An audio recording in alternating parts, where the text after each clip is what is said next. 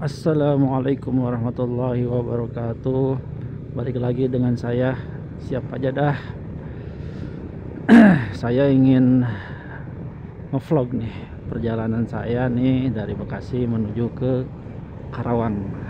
Biasa kalau di hari Sabtu pagi-pagi itu saya melakukan pemeriksaan pendengaran terhadap anak-anak. Jadi pemeriksaan ini memang di Karawang belum ada. Jadi saya sendiri yang datang ke Karawang untuk melakukan pemeriksaan. Nah, anak-anak yang diperiksa sama saya itu adalah anak-anak yang didiagnosa ada speech delay. Jadi usia 2 atau 3 tahun gitu. Belum bisa berbicara. Nah, mereka kan biasanya datang ke dokter anak atau ke dokter THT gitu ya. Nah, dari dokter THT itu biasanya dikirim ke kita untuk dilakukan pemeriksaan fungsi pendengarannya. Jadi buat teman-teman yang belum tahu nih, pendengaran kita itu kompleks teman-teman.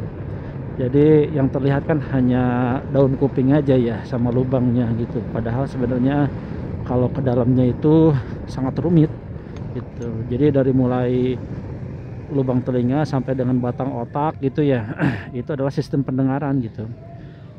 Nah, kalau anak dengan speech delay itu mayoritas memang mereka itu tidak bisa mendengar. Jadi yang harus dipastikan dulu ketika ada anak yang speech delay itu adalah diperiksakan terlebih dahulu pendengarannya ada masalah atau tidak. Nah, saya lah yang berfungsi di situ. Saya kesehariannya memang periksa pendengaran begitu.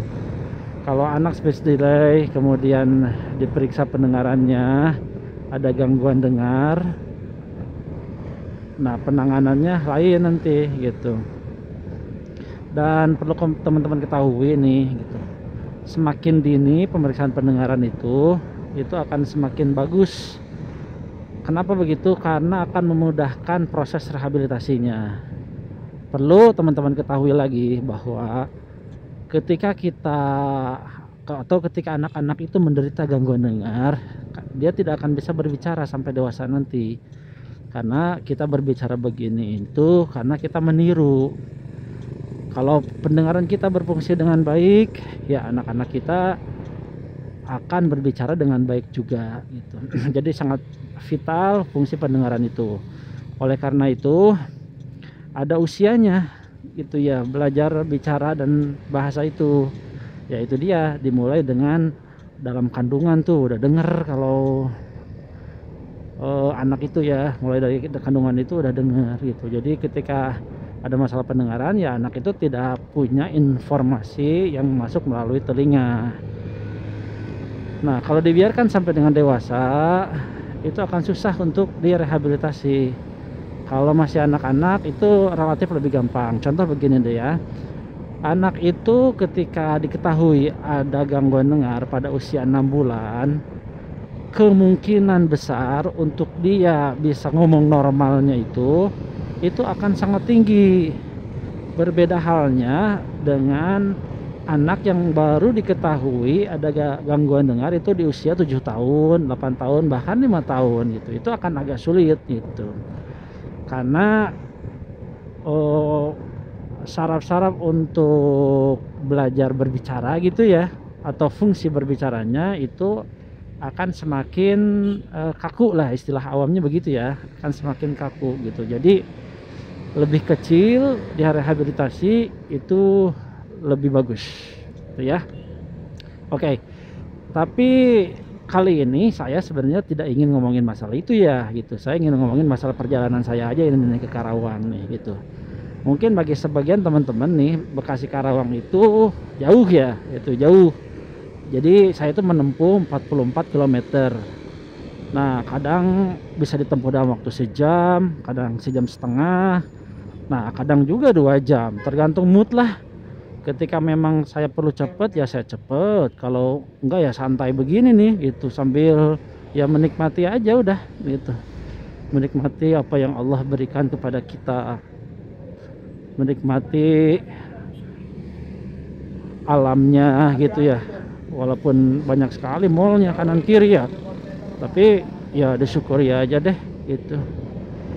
Dan ini kan bagian daripada jihad ya, ikhtiar untuk keluarga itu bagian daripada jihad gitu ya. Jadi ketika sedang berjihad begini ya niatkan karena Allah gitu ya. Jadi berangkat dari rumah itu Bismillahirrahmanirrahim, la haula wala quwata illa billah gitu ya, dan doa safar itu. Ya saya juga kadang lupa-lupa sih doa safar tuh ya, mestinya memang dihafal ya karena kita sering bepergian begini gitu. Tapi oke lah, kita baca doa yang tadi juga saya rasa mungkin cukup. Asal luruskan saja niatnya gitu ya. Ini demi memenuhi tanggung jawab kita sebagai kepala rumah tangga gitu.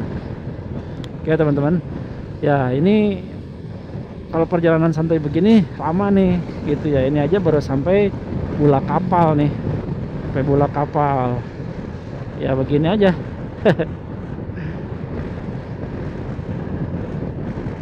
Nah, nggak tahu deh teman-teman sering lewat sini atau enggak nih. Ini Bulak Kapal lurus ya terus, jadi yang dilewati sama kita itu nanti ya Bulak Kapal yang ini nih. Ini kita sedang ada di Bulak Kapal, kemudian kita masuk ke Tambun, kemudian masuk ke Cibitung, kemudian masuk Karawang, Lemah Abang bagian Karawang ya, bagian sorry Cikarang, Lemah Abang. Nah sekarang tuh bagian dari Karawang ya kalau salah. Nah kemudian dari Cikarang baru deh nanti kita ke Karawang gitu, jauh ya gitu. Tapi ya kalau sering dilewati gitu ya, kalau sering dilewati gitu ya terasanya deket-deket aja sih gitu. Jadi memang tergantung